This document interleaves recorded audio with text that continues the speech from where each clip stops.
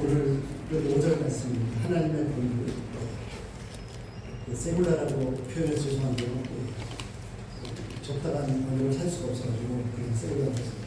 5절 말씀 보여주시면 감사하겠습니다.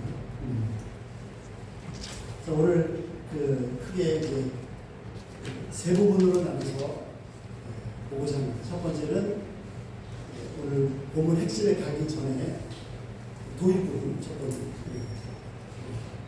서로 부분을 보시고요. 두 번째 이제 그 본문에 들어갈 때까지 개요를 지도를 한번 보고 어떻게 길을 찾아들어가는지, 세 번째 이제 세굴라 본문을 한번 보시겠습니다. 이 세 가지를 한번 보시겠습니다. 첫 번째 도입 부분입니다. 첫 번째 서로 부분입니다. 자, 여러분 제 앞에 이 마이크가 있잖아요. 마이크가 있습니다. 한번 생각을 한번 해보시죠.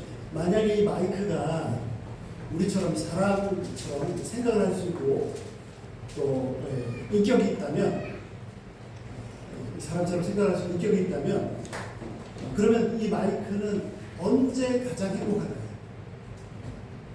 마이크는 자신이 언제 가장 행복할까요? 네? 그렇죠, 그렇죠. 예, 감사합니다. 아니 이렇게 답이 쉽게 나오면 안 되는데 천재들만 보이셨는데 감사합니다. 자, 다들 핸드폰 가지고 계신 핸드폰도 마치 사람처럼 생각할 수 있고 인격이 있다. 그러면 핸드폰은 언제 가장 행복할까요? 핸드폰 돈 많을 때, 핸드폰 자기 갖고 싶은 거 다 가졌을 때, 핸드폰 자기 갖고 싶은 거 했을 때, 이미 답을 다 말씀하셨습니다.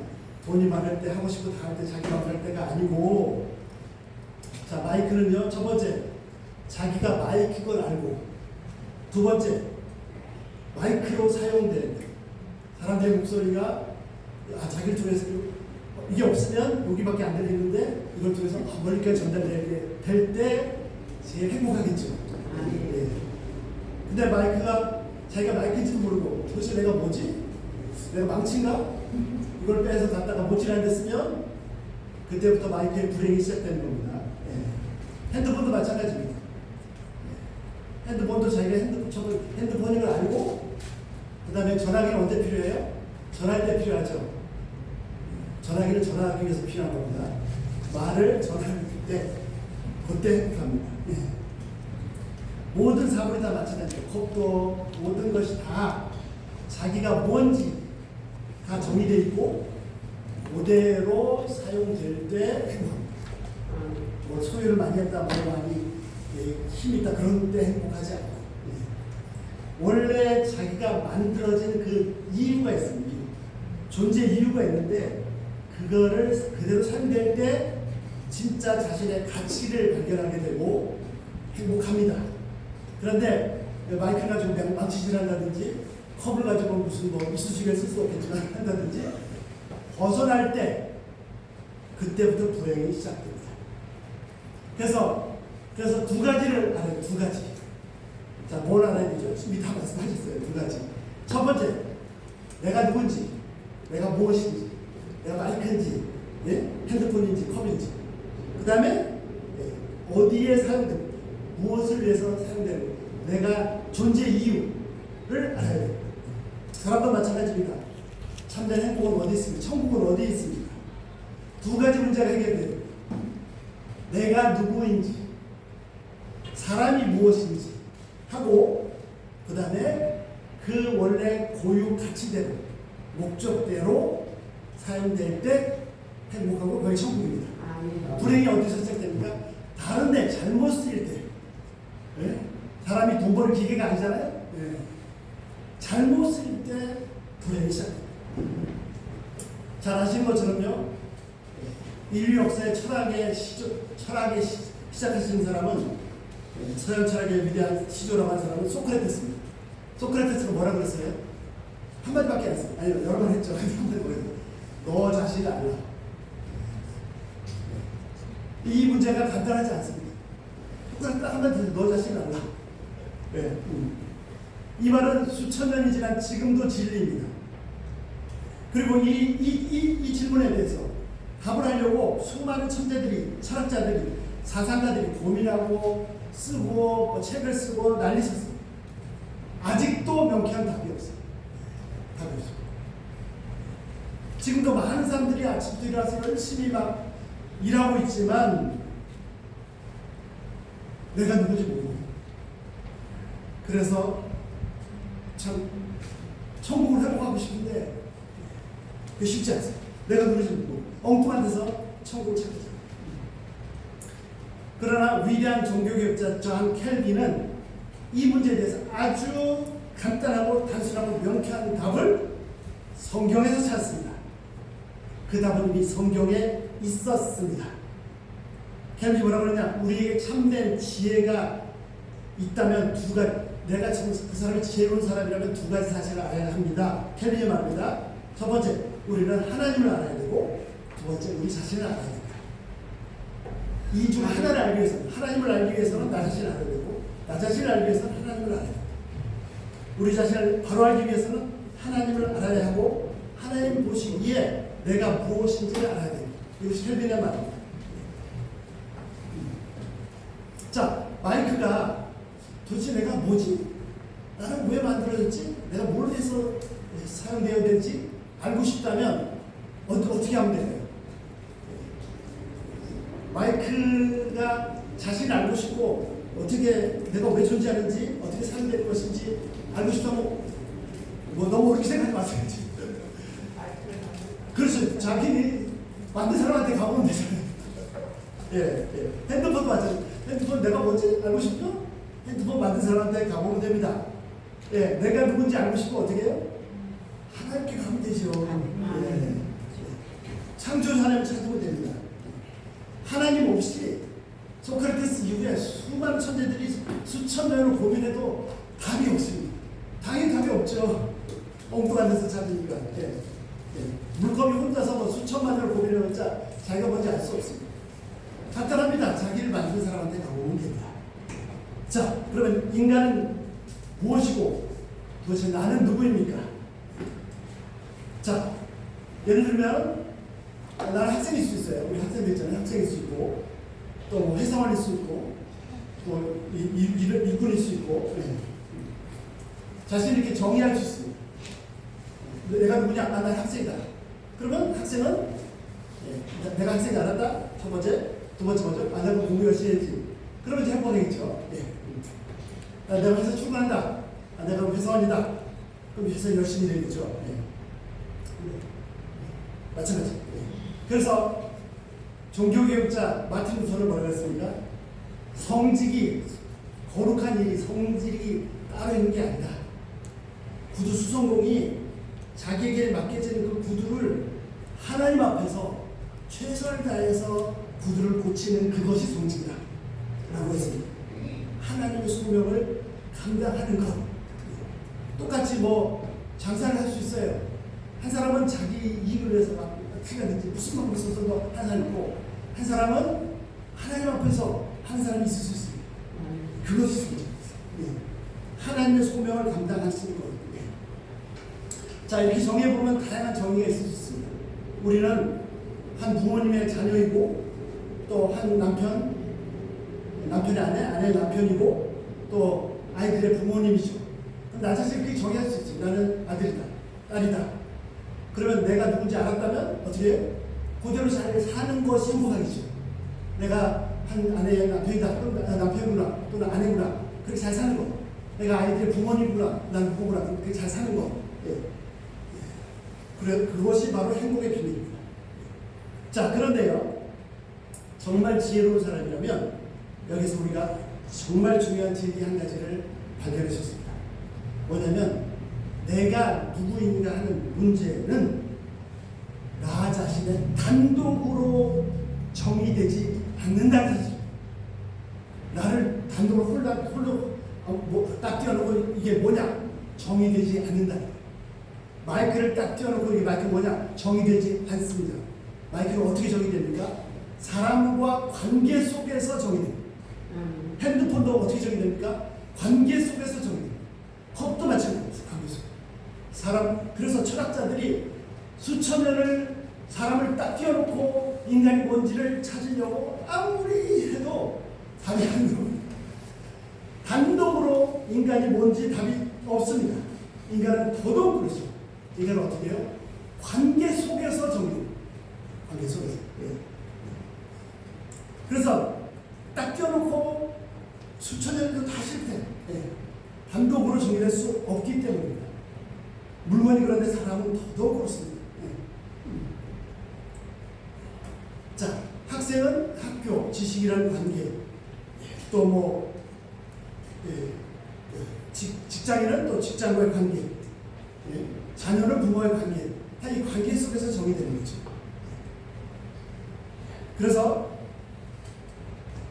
두 가지, 내가 누구인가를 해결하는 거, 그 다음에 그렇게 사는 거가 중요한데, 이 내가 누구인가의 문제 해결은 홀로 딱 띄워놓고 정의되지 않고 항상 관계 속에서 정의됩니다.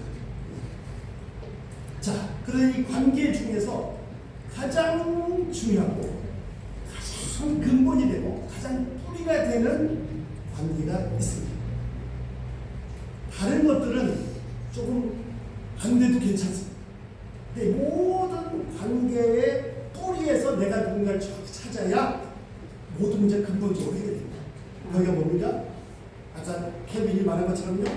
나는 누구인가, 인간이 무엇인가 하는 문제에 가장 뿌리가 되는 관계는 아내와 남편 관계가 아니고 하나님과의 관계죠. 나를 만드신 분과의 관계입니다. 마이크가 어떻게 마이크를 알 수 있다고요? 만든 사람한테 가봐야죠. 예. 거기에서 자, 답을 찾을 수 있습니다. 핸드폰이 자신을 만든 사람에게 가야 내가 뭔지를 알 수 있고 그대로 사용될 수 있고 그래야 진짜 행복하고 거기가 바로 천국의 회복입니다. 마찬가지로 내가 누구인지 인간이 무엇인지 알기 위해서 첫 번째 그걸 알아야 되니까 알기 위해서는 어떻게 해요? 고민해도 안 나오고 하나님 창조자 하나님께 가야 되고 창조자 하나님 만날 때 참된 행복을 찾을 수 있습니다. 바로 천국을 발견할 수 있고 거기가 천국입니다. 반대있지 않아요. 자, 그러면 이제 본론으로 조금씩 들어가겠습니다. 그러면 오늘 말씀은 하나님께서 나를 무엇이라고 하시냐, 내가 누구라고 하시는지 그 말씀을 알려주시는 말씀입니다. 소크라테스가 너 자신을 알려고 했는데 과연 나는 누구입니까? 자, 그걸 찾아가기 전에 두 번째 지도라고 보시면 개요. 자, 본론의 세 번째 들어갈 건데요. 거기까지 한번 지도를 한번 가지고 가시겠습니다. 거기까지 그 지도를 잠깐 정리하고 이제 본론에 들어가겠습니다. 자, 두 번째 개요입니다. 지도. 자, 지금까지 살펴봤던 것처럼 지금 오늘 6번째 시간이에요. 예, 10절 1절부터 8절까지 요 메시지 핵심은 4절, 5절, 6절. 하나님께서 모세한테 요 4절, 5절, 6절 가서 전해라. 그런데 이 4절, 5절, 6절의 내용이 크게 세 가지가 있습니다. 세 가지. 지금까지 제가 살펴봤죠. 그렇죠? 첫 번째, 과거. 과거에 어떤 일이 있었는지. 두 번째, 현재는 어떻게 해야 되는지. 세 번째, 앞으로 미래. 과거, 현재, 미래가 있습니다. 자, 과거는 어떤 일이 있었습니까? 4절이죠. 하나님께서 이집트에서 엄청난 일을 하셨던 것을 너희들이 보았다. 그리고 또 어떻게 해요? 너희를 독수리 날개로 업어서 보냈다. 세 번째 어떻게 해요? 내 앞에 하나님 앞에 들어갔다. 이것이 과거에 있었단 말이에요. 두 번째, 이제 현재 뭘 해야 되는지가 5절입니다. 5절에. 5절 한번 다시 읽어보실까요? 같이 한번 읽어보시겠습니다. 시작. 이제 내가 나에게 소리하니 너희가 내 말을 잘 듣고 내 언약을 지키면 너희는 모든 민족 중에서 내 소유가 되겠고.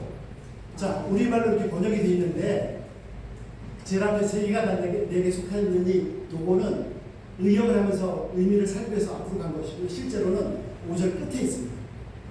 끝에 있고, 자, 두 번째 현재 해야 될 일이 뭐냐면 너희가 내 말을 잘 듣고, 지난 시간 나눴습니다. 다 못 나눴지만 그다음 원래 내 언약을 지키면 이걸 나눠야 되는데 제가 원래 이렇게 스킵해서 넘어갔습니다. 네. 그래서 5절의 상반절 너희가 내 말을 잘 듣고 내 언약을 지키면 이 부분이 현재입니다. 그 다음 앞으로 어떻게 될 거냐가 5절 하반절부터 6절 상반절까지입니다. 네. 자, 앞으로 어떻게 됩니까? 첫 번째, 너희는 모든 민족 중에서 내 소유가 되겠고, 이것이 이제 앞으로 될 일이고요. 두 가지가 더 있습니다. 6절에 왕 같은 제사장 나라가 되겠고, 첫 번째 내 소유가 되고, 두 번째 왕 같은 제사장 나라가 되고, 세 번째 거룩한 백성이 되리라. 이 세 가지가 앞으로 일어날 하나님의 약속입니다. 자, 그 중에서 너희가 내 소유가 되겠고, 이 말씀 뭐냐면 나는 어떤 존재냐? 하나님께서 보셔서 내가 누구냐 하는 겁니다. 그 다음에 왕 같은 제사장은요, 하나님과 다른 사람들, 다른 민족들, 하나님과 불신자 사이에서 나를 어떻게 정의하셨냐.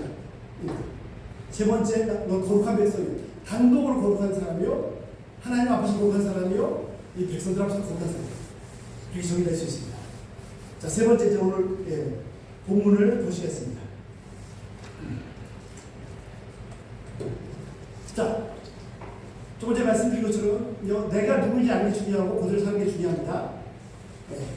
그리고 하나님께서 오늘 본문의 핵심입니다. 하나님께서 나를 뭐라고 하셨냐? 인간이 누구라고 하셨냐?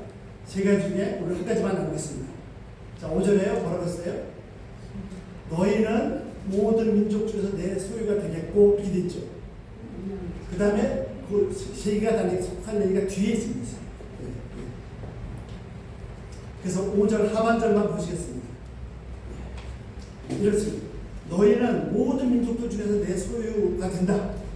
왜냐하면 온 세상이 나한테 속하였기 때문이다.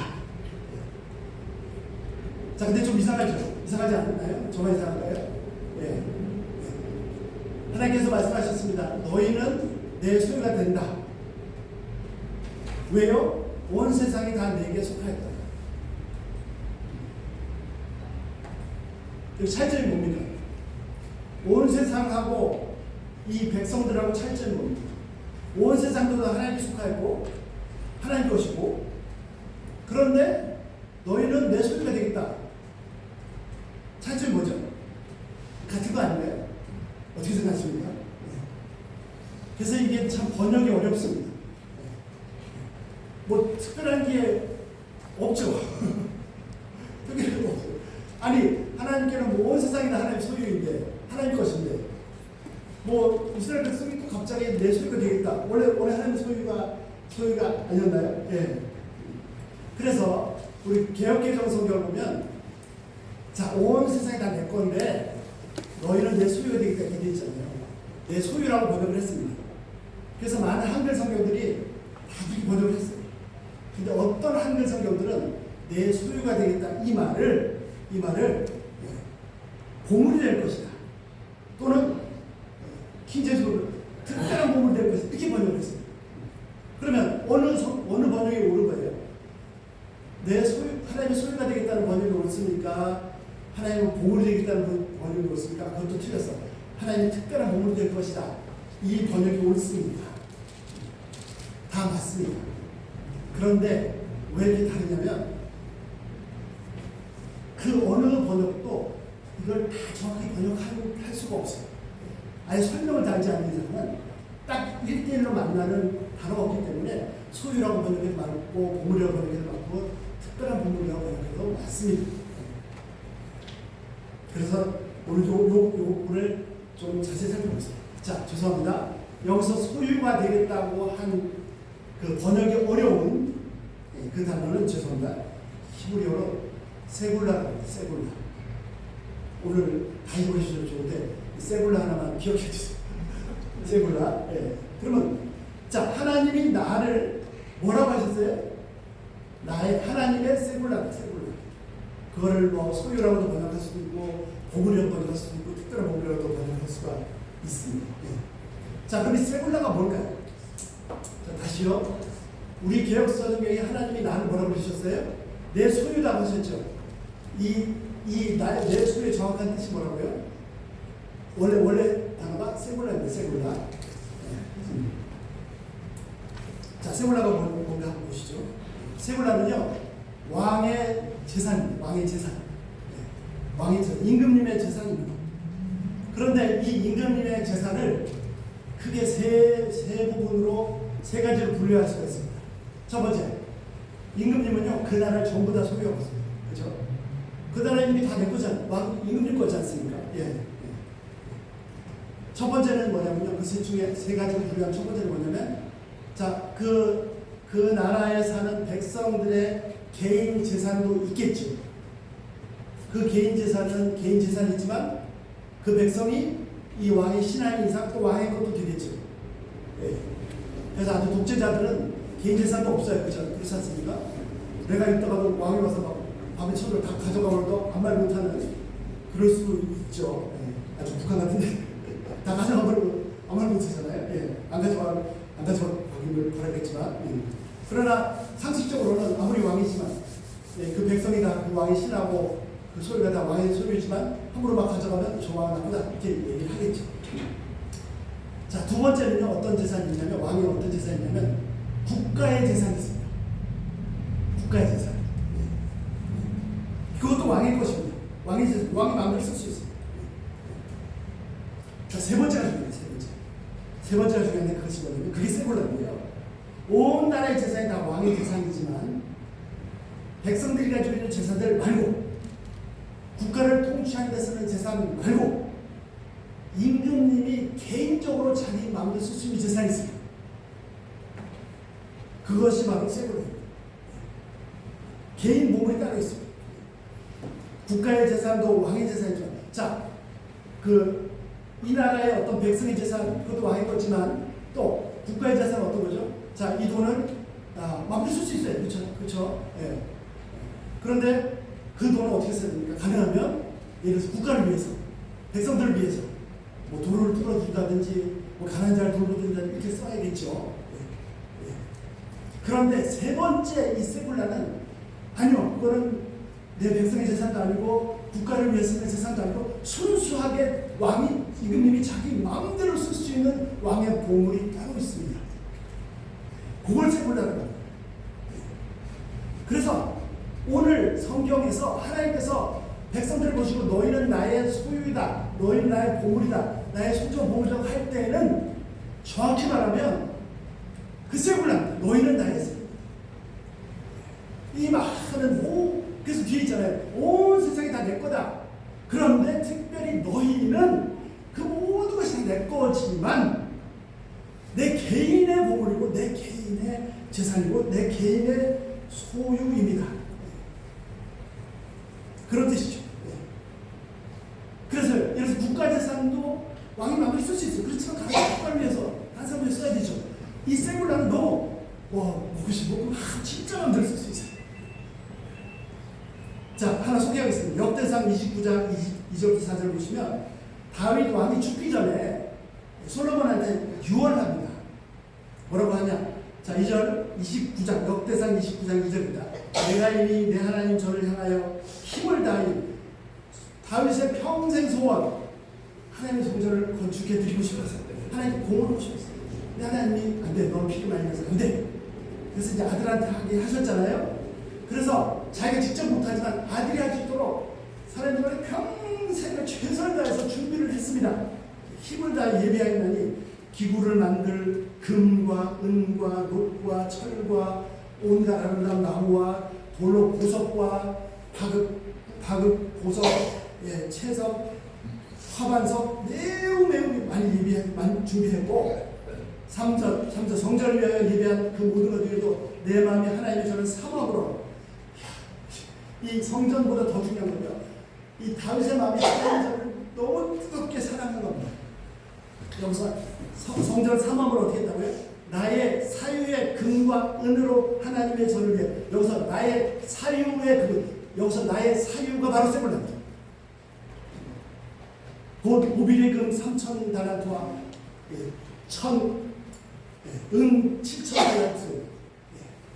다윗은요 하나님의 성전을 건축하기 위해서 백성들한테 다 내놔라 하지 않았어요. 그것도 할 수 있어요. 또 국가를 위해서 준비해놓은 이렇게 쓰고 저렇게 그거 꺼내지 않았습니다. 그러니까 중요한 건 그걸 했다 안 했다가 중요한 게 아니고요. 다윗의 마음이 진짜 자기 걸로 온전히 들고 싶었던 거예요. 그래서 자기가 마음대로 할 수 있는 자기 거 그거를 안 쓰고 모으고 해서 하나님의 성전을 위해서 준비했다고 했는데 여기서 나의 사유의 금과 은을 할 때 나의 사유라는 이 단어가 세굴라입니다. 그런데 놀랍게도 하나님은 이 세돌라라는 이 단어를 계속해서 백성들을 향해서 너희는 나의 살이다. 너는 나의 손이다. 너는 나의 개인 부분이다. 라고 하신다는 거죠. 자, 처음부터 다시 돌아가겠습니다. 인간은 자신이 누구인지 내가 누구인지를 아는 게 너무너무 중요합니다. 그럼 어떻게 알 수 있습니까? 창조주 앞에 가기 전까지는 알 수가 없습니다. 자, 하나님께서 나를 누구라고 하십니까? 많은 저희가 있지만요. 오늘 딱 하나님께서 나에게 대해서 하신 말씀 뭡니까? 너는 나의 세월이다. 자, 솔로몬 왕이 말합니다. 전도서 2장 8절. 은과 금은과 왕들의 보배와 여러 도의 보배를 쌓고 또 솔로몬 왕이요. 그러니까 인간이 살면서 자기가 하고 싶은 것 다 해볼 수 없잖아요. 그렇지 않습니까? 아무리 뭐 권력 있고 힘 있고 막 부자로 다 해볼 수 있는 게 없잖아요. 잘 못할 수 없는 게 있지 않습니까? 놀라지 마시고. 인류 역사에서 유일하게 솔로몬은요. 자기가 하고 싶은 거 다 했어요. 자기가 원한 것을 금한 적이 없더랬어요. 놀랍죠? 예. 그 말 중에 전도서 2장 말씀 그 말 중에 뭐예요? 왕들의 보배들, 왕들이 와서 막 갖다 바쳐.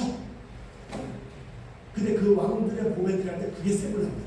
각 나라의 왕들이 자기 세굴라 개인 몸을 갖다가 바칩니다. 자, 다시 본론 돌아가겠습니다. 오늘 말씀은 뭡니까? 과거 하나님께서 구원을 이루셨습니다. 세 가지. 현재 두 가지를 말씀하십니다. 내 말을 잘 듣고 언약을 지키고 오해하시면 안 됩니다. 오해하시면 바리새인으로 가요. 복음. 세 번째 하나님께서 내가 누구다라고 정의하시는데 세 가지 첫 번째가 뭐냐면 나는 우리 한 분 한 분은 하나님께서 우리를 향해서 뭐라고요? 나의 색깔, 나의 개인 보물이라고 하십니다.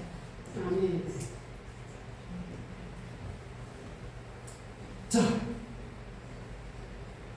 또 하나만 더 살펴보도록 하겠습니다. 자, 지금 출애굽기 19장은 하나님께서 간단하게 하나님께서 이스라엘 백성들을 향해서 하시는 말씀이잖아요.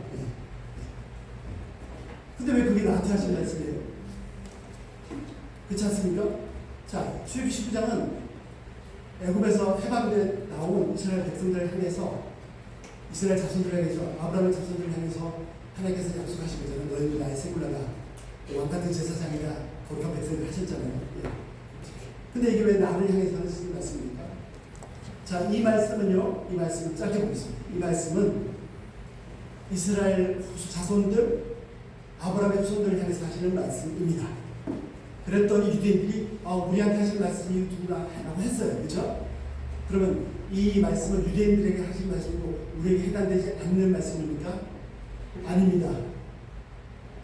그렇게 오해를 했습니다. 수천 번 오해를 했어요. 아니다. 바울이 틀렸다. 정확히 뭐라고 고쳐주셨습니다. 그걸 이제 길게 짧게 얘기했죠. 자, 아브라함에게 아들이 몇 명 있었죠? 아까 대답을 하셨는데 아브라함의 아들이 몇 명 있었어요? 애들 하잖아요. 7명의 아들이 있었는데 9명? 예. 이건 목사님들도 시작 교수님도 잘.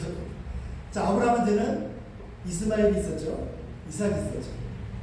그 다음에 사라가 죽은 후에 그두라라는 여자 결혼해서 아들 6명을 더 얻었습니다. 그래서 7명이 아니라 총 8명이에요. 8명. 자, 바울이 뭐라고 설명했냐? 이스마엘도 있고 이삭도 있고 그두라의 아들들 6명이 있는데 24장, 25장 6명이 있는데 총 8명이 있는데 이 8명 전부 다가 아브라함의 혈통을 받은 자들입니다. 그러면 이 8명 전부 다가 성경에서 하나님께서 아브라함의 자손이라고 하셨습니까? 아닙니다.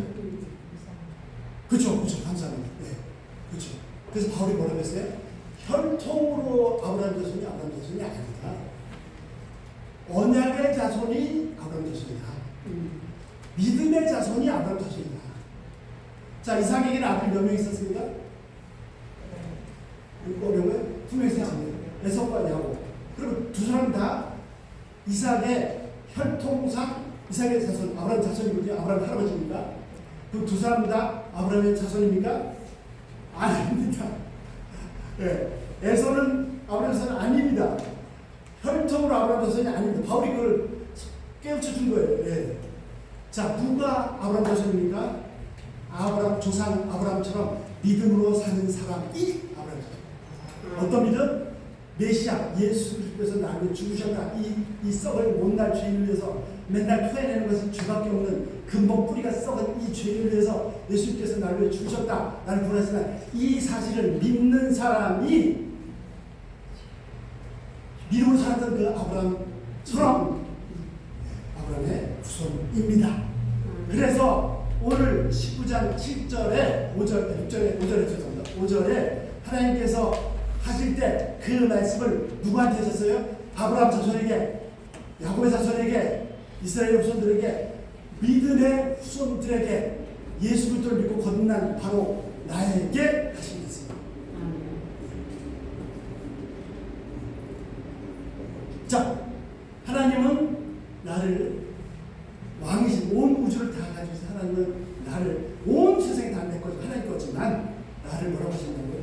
특별히 아끼는 꽁꽁 숨겨놓고 내가 마음대로 하는 것은 나의 보물이다 라고 하셨습니다. 자, 오늘 다시 보시면 좋습니다. 딱 하나만 기억해주세요. 하나님은 나에 대해서 뭐라고 해요? 하나님은 나를 하나님께서 나에게 뭐라고 하셨냐면 너는 나의 세월이다, 보물이다. 진짜 소중한 보물. 개인 보물이다, 개인 보물. 자, 여기서 하나님께서 나를 개인 보물이라고 했을 때 딱 두 가지만 한번 살펴보겠습니다. 첫 번째는 뭐냐면요. 자, 뭐 예를 들어서 없지만 예를 들어서 저희 집에 여기 다윗처럼 그 금이 아까 5,000달란트인가요? 금 5,000달란트 1만 달란트라고 쉽게 해서 금 1달란트가 얼마냐면요. 금 1달란트가 30kg, 금 30kg 얼마인지 저도 모르겠어요. 그러면 1만 달란트면은 어떻게 돼요? 30만 킬로 300톤, 금 300톤. 이 도대체 가야 돼. 자, 금 너무 심해요. 자, 저희 집에 금덩어리가 있습니다. 있어요. 네. 큰일 났네. 알고 있는데. 자, 저 두 가지 생각이에요. 하나님 나를 보물이라고 할 때 두 가지 생각. 저희 집에 이런 금덩어리가 있어요. 황금덩어리가 있어요. 없어요. 근데 있다고 하죠. 미치고 오지 마세요. 이게 금덩어리가 있으면, 예를 들어서 차가 좋은 차가 있다. 또는 아주 비싼 컴퓨터가 있다. 그러면 막 자랑하겠죠. 근데 엄청난 금덩어리가 있다. 그럼 막 떠들고 다니겠어요? 안 하죠. 진짜 보면요 얘기 안 해요. 그럼 얘기했다가 어떻게 하라고? 그거 아세요? 하나님은요 나를 웬만큼 보물로 여기는 게 아니라 진짜 보물로 여기기 때문에 하나님 마음속에 꽁꽁꽁꽁꽁 아멘. 숨겨놓고 계세요. 내가 얼마나 소중한지 그것만 아세요. 나 자신도 몰라. 사람들이 안 나는데 도둑도 잘 안 나. 진짜. 아멘. 그게 세구나라는 의미예요. 두 번째. 자식들을 볼 때 손주들이 있으신 분들 계시나? 정말 말 잘 듣고 잘하고 좋은 직장 가지고 공부도 잘하고 하는 자식들 있잖아요. 얼마나 좋아요. 근데 못난 자식도 있어요. 맨날 뒤처지고 어떤 애들 서울도 자기 마음대로 말 잘하고 또 누가 더 예뻐요? 누가 더 예쁘십니까? 잘하고 잘 사는 자식이 이쁘죠. 그러나 부모 마음은 그 못난 자식이 못나게 했습니다. 아멘. 그 부모 마음은요, 그 못난 자식이 못나게 했어요. 잘하는 자식이 신경 안 쓰죠. 그게 더 아픈 거예요, 손가락이. 그래서 예수님 뭐라고 하셨어요? 예수님이 그 높은 보좌, 이 우주보다 훨씬 크신 광대하신 거룩하신 분이 이 썩은 냄새나는 얼굴도 이 지구상에 왜 오셨어요? 왜 오셨습니까? 인들을 위해서는 나는 죄인을 위해서 오셨습니다. 아멘. 예수께서 들으실 때 건강한 자에게 의사가 생겼고 병든 자를 생겼고 나는 뭐라고요? 의인을 부르러 온 것이 아니고 죄인. 같은 죄인을 부르러 왔다. 예수님은 그 모든 보좌 다 포기하시고 왜 오셨습니까? 그분이 모욕과 멸시를 당하셨어요. 한 말씀, 나한테도 한 말씀 하셨어요. 왜요? 나 때문에 다. 우리 찬양 감사합니다, 목사님. 3절에 이런 분들이 있어요. 어떻게 합니까? 저래도 남주, 예수 사랑하시는 2절에 3절. 내가 연약할수록 내가 연약할수록 어떻게 합니까? 저 못난 놈, 저 형편없는 놈 그렇게 하세요? 어떻게? 내가 연약할수록 더욱 귀히 여기사 높은 보좌 위에서 낮은 나를 보시는 날 사랑하신 날 사랑하신 이 하나님의 마음을 이 하나님의 사랑을 누가 알겠어요? 누가 이해할 수 있어요? 무튼 그래서 이 찬송을 쓴 사람은 도대체 이 하나님의 마음을 어떻게 알았어요? 자, 나는 누구입니까? 실존의 문제 너무 중요합니다. 하나님은 나를 뭐라고 하신다고요? 하나님 소유, 하나님의 보물, 하나님의 생명이라고 하십니다. 내가 누군지 잘 아셔야 돼요. 그리고 그렇게 사셔야 돼요. 자, 기회가 있을 때마다 말씀드립니다만은 이 지구상 운동선수 중에서 제일 비싼 선수가 누군지 혹시 아시나요? 저 쓸데없는 거 아니죠? 제가 한번 조사를 해보니까 축구선수 중에 호날두라고 들어보셨나요? 호날두라고 하더라고요. 이 사람 1년 몸값이 4천억 원이 4천억 원 정도 됩니다. 4천억. 그러니까 하루에 10억 원이 넘어요. 네. 자, 호날두는 4천억 원짜리입니다. 나는 얼마짜리입니까? 나는 4천억 원짜리, 400원짜리, 나는 예수님짜리. 자, 나는요, 우리 한 사람 한 사람은 하나님의 세월로 하나님의 꽁꽁꽁꽁 숨겨놓으신 하나님의 너무너무 소중한 보물이십니다. 이 한 말씀 꼭 붙잡고 아멘. 내가 마이크, 핸드폰 안 나는 하나님의 세월을 꼭 붙잡고 이 스리블라로 하나님이라는 보물들 이걸로 평생 사시기를 기도합니다. 아멘. 이 말씀이 나를 지배할 때까지 이 말씀이 이 하나님의 정의가 나라의 정의가 나를 지배할 때 거기가 바로 천국이고 하나님 나라. 우리 찬양 같이 하시면서 기도하시겠습니다.